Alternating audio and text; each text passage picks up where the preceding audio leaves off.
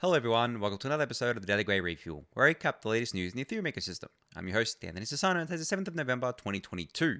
Alright everyone, let's get into it. So, as usual, some drama in the crypto world over, I guess, like the last few days. Now, just some background on this. Basically, there is a bunch of rumors going around right now that FTX, the popular crypto exchange run by SBF or Sam Bankman-Fried, is insolvent. Now, these rumors started a little while ago, but they kind of ramped up over the weekend because CZ, the CEO and founder of competing exchange Binance, basically put out a tweet, I think today or yesterday, saying that they were going to be selling their FTT tokens that they got once they exited their investments from investing in FTX a while ago. Now, I think they have billions of dollars worth of the FTT token. They basically said that they were going to be selling it over a period of months. Then one of the people that work at FTX, or I think her name's Caroline. I think she's like the CEO of Alameda, maybe. I'm not exactly sure on her position, but she's high up there. She basically said to CZ that they'd be happy to buy all of the FTT he has at $22 per token. Now, the current price is, I think, $23 or something like that. So instead of CZ just selling those tokens into the open market over the next few months and possibly getting a worse execution price than that, he could just sell it to FTX and Alameda themselves. Now, the reason why this has stirred up the rumor, I guess, like mill, is because there was a report that came out from CoinDesk, I believe, last week that showed that FTX or Alameda has collateralized a lot of their loans using the FTT token, and obviously at a certain price point, those are going to come under stress and they're going to possibly be liquidated. So people are coming up with these theories that essentially what CZ is trying to do is get them liquidated and force them into some kind of insolvency by pushing the price of FTT down. Now, I did say it's billions of dollars worth that CZ has, but to him, that's really dust. I mean, the man is worth much more than that. Binance is absolutely massive in terms of volumes and activity and everything that goes along with it. I mean, they're the world's biggest crypto exchange by far. So if he wanted to take out a competitor, which obviously FTX is a competitor, this would be the way to do it. And, you don't even have to materialize this either. All you have to do is sow enough doubt that you can cause a bank run. And that's actually what happened with FTX, is that there was a bunch of people wanting to get their money out, because even if there's a 1% chance of this being true, and I should go on the record and say that I don't know if this is true or not. I highly doubt FTX is insolvent or anything like that. But even if there's like a 1% chance, you're better off taking your money off of that exchange than leaving it on there. And that's exactly how you get bank runs, right? Just from the sheer panic. It doesn't even, the funny thing about bank runs is that it doesn't even have to be any truth to it at all. There just has to be enough people who actually believe that it's truthful for them to want to withdraw their money and for the exchange to run out of active liquidity. Because a lot of exchanges, they run hot and cold wallets, where the hot wallet they just have as like a reserve that needed to meet their daily obligations, and their cold wallets where most of their crypto is stored, because most people just leave their crypto on exchanges. They don't actually withdraw a lot of the time. But when there is a bank run, they have to go through their whole cold storage process of withdrawing from cold storage into hot storage. And then if they've got stuff that's existing in bank accounts, for example, like actual US dollars, they have to wait for the bank to open to do large withdrawals, depending on where they are. So there's a whole mess of things that can happen. And I think on that front as well, there was a bunch of discussions from people around this proof of reserves concept, where I think Nick Carter popularized this, but people have been trying to get centralized exchanges and services for years to do a proof of reserves, where they basically prove what crypto they have and they cryptographically sign it saying, hey, these are our cold wallets and these are our hot wallets, so to speak. No, I don't believe many exchanges have actually done that. I don't think Binance does it. I really don't think FTX does it. I think Kraken does do it, and they've done one recently, but most of them don't do it. And I put out a tweet today as well by saying that every day is proof of reserves day in DeFi, because you don't actually need to trust anyone. You can just go on chain and look. Like, you can see all the collateral backing up the liquidity positions on Uniswap by just going and checking the chain. You can see all the collateral backing up DAI by going and looking at Maker, and so on and so forth. Whereas with CeFi, you you get it from third-party services like Dune Analytics, Nansen, Coinmetrics, a bunch of others that may look at it and do best guesses of the addresses that belong to these exchanges and services. But as I said, they're best guesses. They're not actually something that can be heavily relied upon, right? So there has been that push for quite a while for exactly instances like this. As I said, I don't believe that FTX is insolvent, but it doesn't matter what I believe or anyone else believes. All that matters is that if enough people believe that they are insolvent, then it leads to a bank run, right? Which is what we saw. And I think FTX is having trouble with their USDC reserves for the reasons I outlined. And they're trying to get more USDC in to process withdrawals, all that stuff. And that's obviously just lending more fuel to the fire. And even, CZ even put out a tweet today comparing it to Luna. Obviously, everyone compares every single bank run to Luna at this point. I put out a bunch of shitposting tweets saying, Steady Lads deploying more capital. It's one of my favorite, deploying more capital, Steady Lads. It's one of my favorite crypto memes, like by far. Even though it's really dark when you think about it because a lot of people got wrecked because of that one meme. It's just so perfectly describes this ecosystem, I think. And the reason why I say that is because when Do Kwon first said that, you had to fully trust him and him alone. That's it, right? We're not building, what we're building here is systems to not trust anyone. But in that moment, during that collapse, you have to trust that this one guy had it all under control and that everything was fine and that he was going to have your back and he was going to backstop everything and deploy enough capital to keep the peg of UST. Whereas in true DeFi, and I say true DeFi because there's a lot of masquerading going on lately where it's not true DeFi. There's just people pretending to be DeFi. But in true DeFi, you don't have to trust anyone, right? You can look on the chain, you can see what's happening there, you can see the collateral, you can see the reserves, everything that you want to see, and there's no need to trust a third party. That's what we obviously are working on and working towards, but CeFi is still going to be around for a long time. So I do hope more exchanges take up the proof of reserves thing over time. But yeah, for now, if you have coins on exchanges, my advice generally, doesn't matter when it is, doesn't matter if there's rumors circulating of insolvency or whatever. I think we've seen enough exchanges blowing up, enough centralized financial services blowing up, that you should just custody your own assets. I'm always a big proponent of that, not your keys, not your crypto sort of thing. And I understand that depending on how much you have, custodying your own assets can be daunting. If it's a substantial part of your net worth, it can be very daunting. I totally get that. But look, the way I see it is it more daunting than leaving your funds on a centralized exchange and then not being able to access them at all? Your risk of loss on a centralized exchange is 100% over a long enough time frame, right? I don't think, there's very few centralized exchanges that will probably last over the long term, right? Whereas self-custodying, really, it's not that difficult. You just get a hardware wallet, you write down and protect your seed phrase. I think the most difficult thing is making sure that seed phrase is protected and never touches a computer, and you store it correctly and make sure that it can't, be burnt in a fire or whatever. I guess that's the hardest part of it. But there are other solutions too, not, Argent social recovery, things like that. Those things are coming and getting better and better over time. But yeah, you guys know I'm just a general proponent for not your keys, not your crypto, self-custodying. But yeah, anyway, I'm going to keep tabs on this story as it develops. But yeah, that was the big news, I think, from the weekend in the crypto space. But now, on to the next thing. The big news in the, Ethereum space was an updated roadmap from Vitalik. So an updated Ethereum roadmap diagram. And he actually added a whole section to this diagram. So you guys know there was the merge, the surge, the verge, the purge, and the splurge. I've talked about these plenty of times. Well, now there is the Scurge. Now, this whole Scurge section covers MEV. And censorship resistance and all that good stuff there. Now, this had already been part of the roadmap, right? Things like PBS and CR list, it was already part of the roadmap. But given that censorship resistance has become such a critical thing over the last few months, Vitalik has taken that on board and basically added it to his roadmap here. And you've got the Scurge, and in that roadmap, a lot of it's obviously got to do with MEV. You can see PBS is there, MEV burn is there, something that I covered last week or the week before. Domothy had a proposal about that.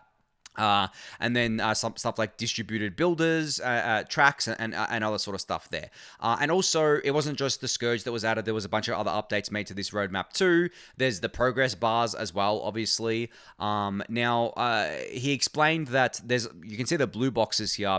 The tick in the blue box doesn't mean that it's complete. It means that it is a major milestone for that section. What's complete is on the left side of the dividing line you see on each of these sections here. So obviously the merge is complete with the Surge. Obviously the 4844 specifications complete. Now we're into implementation phase.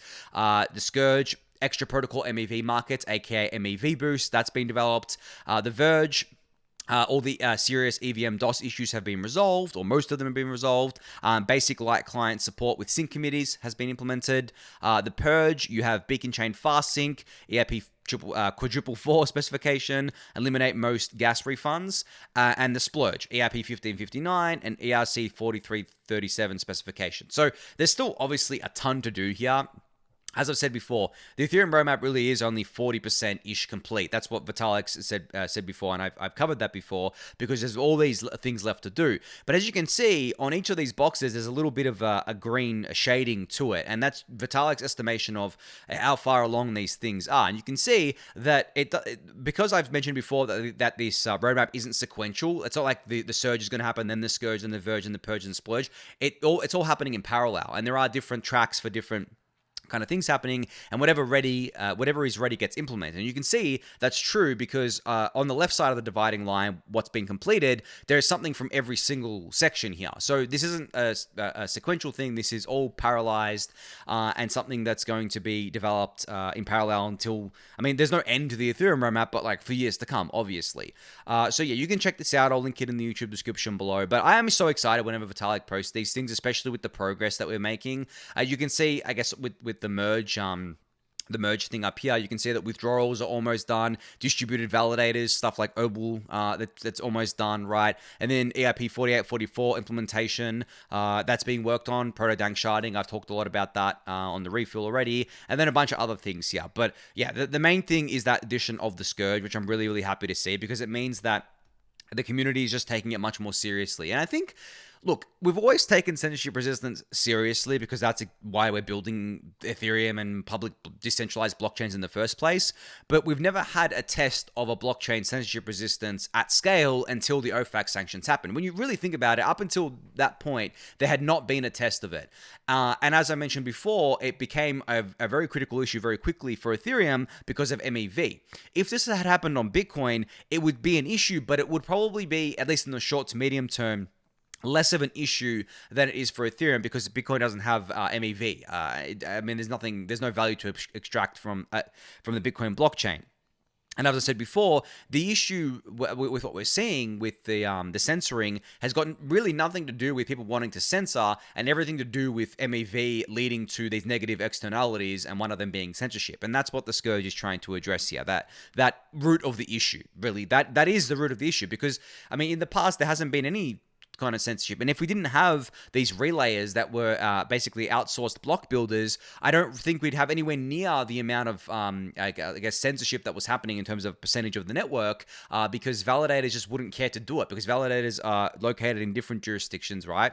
They'd be building their own blocks. They wouldn't care to do it. Whereas the relayers, because they centralized block building, so to speak, and there's not that many of them, that's why we get that. But I've gone over this, and that's why we get the censorship, I should say. But I've gone over this plenty of times on the refuel. I'm not going to rehash it here, but you can go check out Vitalik's roadmap diagram. I'll link it in the YouTube description below. And on top of that, you can check out Pseudo Theos' thread all about, he's got a list of resources diving deeper into each of the things in Vitalik's diagram. So this is really useful, actually, because you may be wondering what a lot of these things are. Well, you can start with this thread from Pseudo Theos and go from there and dive deeper into each of them, which I'll also link in the YouTube description below. All right, so speaking of withdrawals, Alex Stokes put out another update over the weekend saying, design doc for extending the staking CLI with support for the upcoming withdrawals feature. If you want to make a very valuable contribution to the Ethereum ecosystem, you could open up some PRs following this guide. And there's a link to a guide here, which you can check out. But On the withdrawals note, just wanted to mention that I think there's pretty much like a 99% chance that withdrawals are going into Shanghai at this point. I don't really need to see any more confirmation than that. The reason why I don't say 100% is because I never say 100%. Right? I didn't even say 100% about the merge going forward in a certain month, even when it was confirmed to go forward in mid-September, just because anything can happen, right? But 99% certain withdrawals, big chain withdrawals, are going to be enabled in the Shanghai update. I'm getting more and more certain about EIP 4844, but as I've mentioned before, we won't know until probably the end of November if it's going to go into the Shanghai update. So the clock is ticking. Still another 23-ish days left of November, but we'll see. We'll see how that pans out there. I would say it's a coin toss at this point. I think I've said that before, but as we get closer, I'll have a better picture to share with you guys there. All right, finally on the Ethereum protocol side of things, Graystroke actually from the Discord channel pointed this out to me. It seems that the full node distribution in terms of geographic distribution is getting much better. So you can see here on ethernodes.org, which tracks the execution layer clients, that the United States share of execution layer clients has actually dropped. I think it was at 47% a few weeks ago. Now it's at 42.4%, which is awesome, right? Like that's absolutely amazing, because basically, the US is becoming less and less of a share of the geographic distribution of full nodes, which is what we want to see. We want to see as much distribution as possible. It's actually funny here, how second place is Germany with 13.7%, and then you have Singapore, Japan, United Kingdom. I actually love this because you have the US, then you have obviously Europe, then you have Asia, Europe again, Europe, I guess, like if we're talking about continents, not the EU, because United Kingdom's not in the EU anymore. Ireland, Hong Kong, you have a pretty good geographic distribution here just across the continents, which I really, really like. And then as you go down the list, you see more and more. Australia's got a 1.8% share. We're doing okay, Australia, right? 126 nodes, maybe 100 of them are mine. No, I don't run 100 nodes. I'm joking. But yeah, the distribution's gotten much better. And also on nodewatch.io that tracks the full nodes, like the consensus and execution layer clients, you can see here that actual Ethereum full nodes, it looks even better. United States is only 36% of the network here, which I believe it was well over 40% before, with Germany obviously in second place again at 16%, but then Finland actually comes in third place at 7.5%, whereas Finland on this list is on the other list from ethernodes.org is in 8th place, I believe. So cool to see that there. But similar, I guess, like countries in the top 10. But great to see this. And I'm not trying to pick on the US here, but they are the most dominant. And also, like, given the fact that the US is becoming more and more hostile towards crypto, you want to be seeing that geographic distribution improve, which it is. So awesome to see that. And I hope it continues. I mean, I would love to see, and it's never going to happen, but I would love to see a really equal distribution across the globe. But I don't expect it to happen. I think this roughly I guess, like, reflects the kind of people that are in the Ethereum ecosystem and where they're from, basically. Definitely US and then Europe in terms of the continents here. I guess the US isn't a continent, but you get what I'm saying. Yeah, in terms of the participants within the crypto ecosystem, that makes a lot of sense because their populations are obviously massive as well. I mean, there's so many people in the US, and Europe's a big place where it's not like the US where they're all joined together. You split them out into different countries. But yeah, anyway, good to see that improving there, and thanks to Graystroke for pointing that out. All right, so I was going to cover this Friday, but I wanted to let it bake a little bit over the weekend, so I'm covering it today. But I was nominated as part of a Rocketpool's oDAO, so to become an oDAO member of the Rocketpool network here. So this is a great honor. I was honestly blown away to be nominated here because there was only two other participants or two other entities that were nominated here. There was Gitcoin, the rocket scientists, which it tagged Ken here, one of the OG rocket scientists, and myself, obviously. The founder of Daily Gwei and a Ethereum community member. Now, I'm really excited about this because obviously Rocketpool is one of my favorite projects within the Ethereum ecosystem. I've been wanting to give back to them in some sort of way. I know that the oDAO membership is a paid role. I'll be getting RPL tokens for my work, but I'm currently trying to figure out a way to funnel that towards public goods rather than myself. The only problem with that is that I think that I would still need to pay tax on it. It's so weird with the staking rewards or with any kind of like token rewards in crypto. I think I would still need to pay income tax on it, which sucks because it just basically deletes half of it to taxes. So I'm trying to like figure out a way to do that now, because honestly, like I don't want to be seen as someone just like spinning this up and like taking the money and just taking it for myself. I want to spread the love, so to speak. I want to donate more money to public goods and all that good stuff there.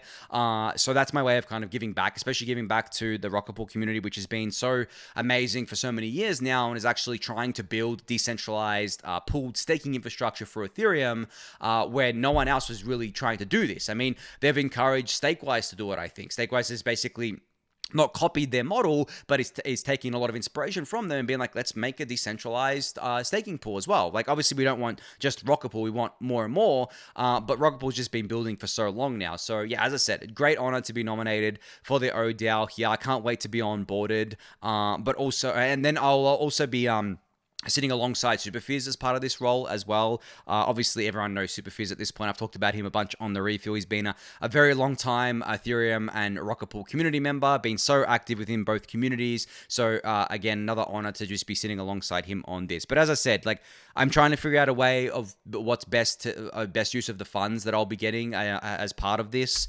And also on top of that, I guess related to that, sorry, if you're in Australia and you know of a good way to do this from a tax perspective, please get in contact with me, because yeah, it's murky, it's messy. There's no real good guidance. I mean, it's the same everywhere, right? There's no real good guidance on crypto taxes, and you kind of have to guess.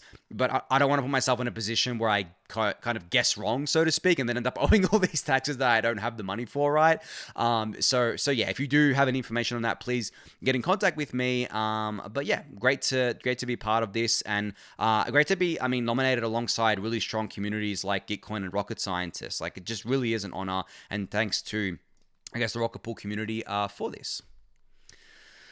All right, so a tweet that I came across from Halo, one of the co-founders of Polygon, over the weekend was really interesting, where he said, our preferred strategy is to test zkEVM in production at a smaller scale and then upgrade the Polygon POS chain, plus make it available to supernets. We're still working on this, too early to commit or comment more.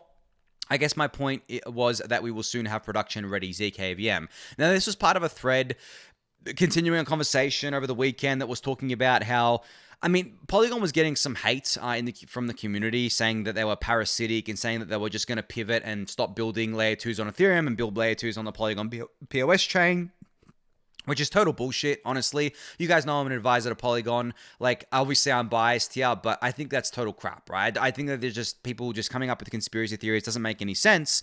But the plan has always been to transition the Polygon POS chain to a true layer 2, and ideally a zkEVM.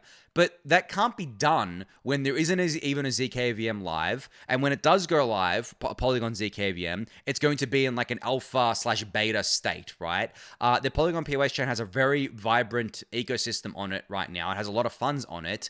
And actually doing the migration is not easy.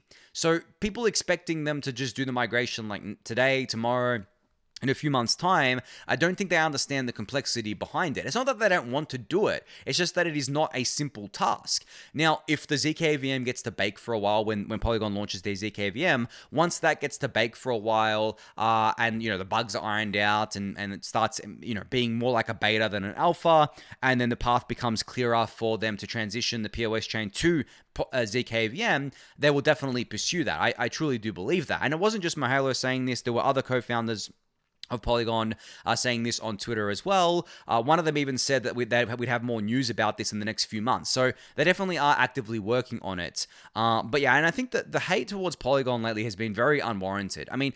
I know everyone's going to say, oh, you're just biased because you're an advisor to Polygon. You can say that as much as you want. It doesn't change the truth, is that, like, how much value has Polygon added to the Ethereum ecosystem at this point? I think it's undeniable. They have spent over $500 million acquiring ZK teams, giving them basically unlimited funding to build things like zkEVMs for Ethereum. They have, with their business development efforts, played extremely defensively for Ethereum. They obviously, the people that they on board are going to go to the Polygon POS chain because there isn't a zkEVM live yet from Polygon. There isn't a layer 2 live yet from Polygon.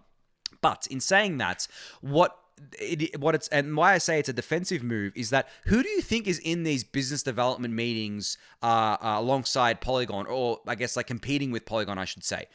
What other ecosystems do you think are in there? I can tell you who's in there: Solana, Avalanche, Aptos, Sui, probably all those as well. They're all in there competing with Polygon to land that partnership.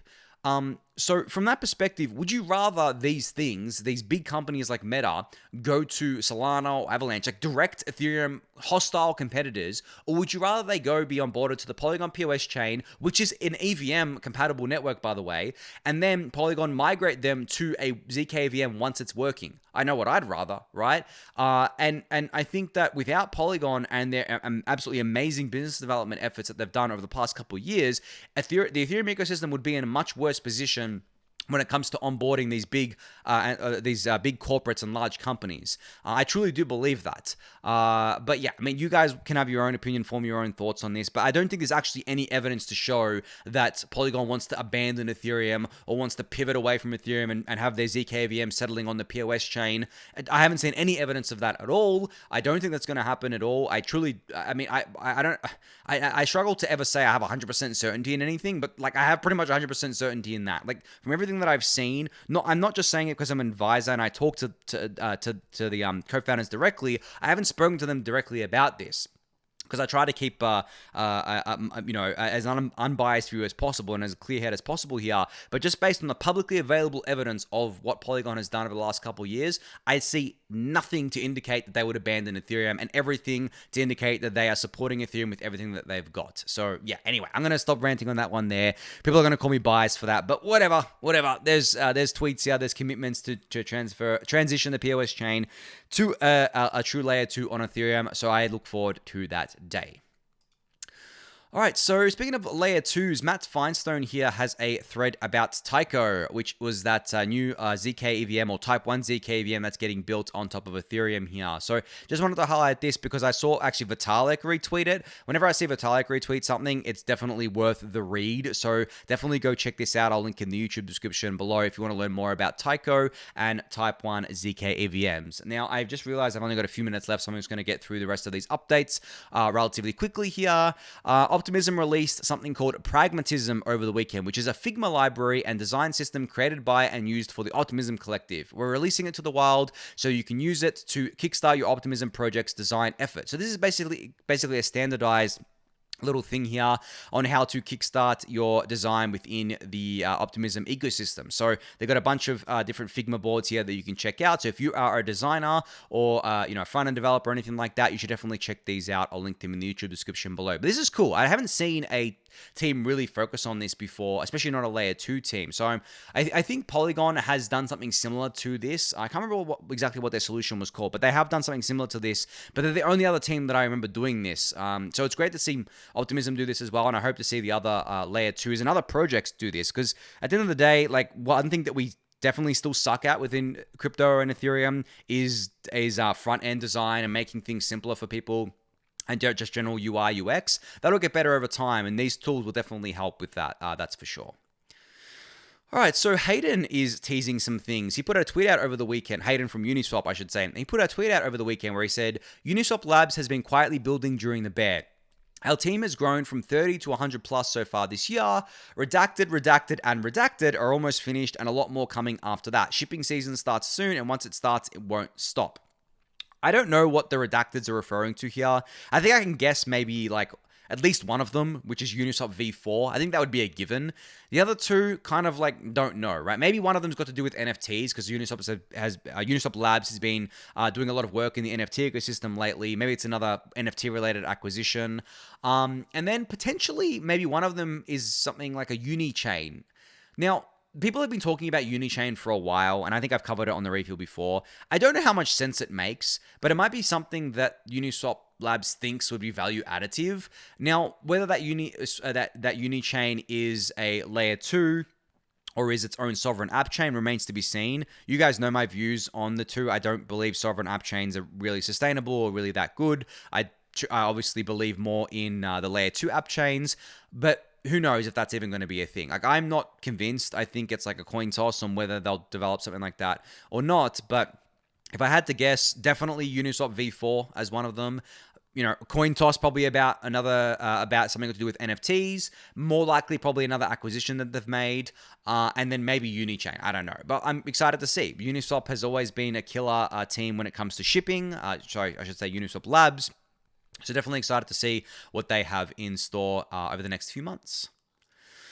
All right, so Influence is a game that I believe I have highlighted on the refill before, but they have an update out over the weekend where they said, first look at some of the new features to hit the Influence testnet soon. So what Influence is, just a refresher, it is a grand strategy space-based MMO set in a distant asteroid belt with a player-owned open economy. Build, mine, explore, trade. How will you expand your influence? That's the bio that I just read out for you guys, just to refresh it here. But yeah, if you're interested in following along with this game, you should go give them a follow. But they did put an update here, a 3-minute video with someone talking over all the new features that are here and what it kind of looks like in-game as well. So very, very cool. As you guys know, I've said before that I'm pretty bullish on crypto games that do things differently, not the ones that just tack on NFTs and call themselves a crypto game. I'm bullish on ones that are building stuff from the ground up, and Influence is actually built on Starknet. So yeah, I'm excited to see what can be done there. All right, so XMTP announced over the weekend that they have partnered with Lens Protocol to provide a secure and private profile-to-profile DM layer for the entire Lens ecosystem. Man, Lens has actually been growing a lot lately, the Lens ecosystem. It's been growing faster than I thought it would. I think maybe it's partly due to the fact that Elon Musk bought Twitter, and some people are maybe silent protesting, being like, screw Twitter, I think it's going to go to shit, I'm going to go use a decentralized alternative. And partly also because Lens Protocol is just a new ecosystem for people to explore, and something that actually looks like it could work as a decentralized social media ecosystem. And now XMTP, which is a cross-chain messaging protocol, has enabled their technology for Lens Protocol for, as I said, secure and private profile-to-profile DM layers. So I should actually mention here that I'm an investor in XMTP, but you can go check out the blog post for full details on this. But very cool to see this integration. I think, as I said, Lens Protocol is growing, XMTP is growing. It's a great marriage of the two, and if you are a Lens Protocol user, you can go take advantage of this today. All right, last up is a tweet here from Sebastian from MakerDAO, where he said, MakerDAO is now generating 50% of its revenues from real-world assets, mainly MIP65 short-term bonds, ETF, and GUSD rewards. Doubling revenues over the last few weeks, and it's only the beginning. I'm starting the discussion to reward DAI holders to supercharge growth. I've talked about Maker's path, I guess, over the last few months, and how they seem to be taking a more TradFi approach to things these days than a true DeFi approach. And I think it's okay. I've come around to the fact that I think it's okay. I think that them becoming the bridge between TradFi and DeFi is actually probably the better use of their resources than trying to be a truly decentralized stablecoin and just being pure like ETH-backed and pure decentralized asset-backed. And the reason why I say that is because just over time, I'm becoming more and more convinced, and I've gone through this on the review before, but I've become more and more convinced that a truly decentralized stablecoin is not possible to create. I'm becoming more and more convinced of that as time goes on. And as I mentioned before, I think that if anything, a truly decentralized, scalable, global payment asset that acts as a stablecoin will end up just being something like ETH. I really do believe that. And this is obviously long into the future. And I've discussed stability as a concept before, and how if you're measuring stability against USD, well, then obviously everything's volatile against it. But the way I look at it is that you should measure stability of any asset against purchasing power. Like that's how I've always looked at it. Not always. I mean, I shouldn't say always, because I haven't always looked at it like that. But over the last couple of years, that's how I've looked at it. And I'm becoming more and more convinced that Maker's approach here is actually the correct one for the Maker system, rather than trying to brute force their way into building a truly decentralized, scalable stablecoin that's pegged to the US dollar, when I don't think that's going to be possible. But anyway, that's a discussion for another time. I mean, I've gone through it before, but maybe I'll discuss it again sometime in the future. But I've gone over time, so that's going to be it for today. So thank everyone for listening and watching. Be sure to subscribe to the channel if you haven't yet. Give it a thumbs up, subscribe to the newsletter, join the Discord channel, and I'll catch you all tomorrow. Thanks, everyone.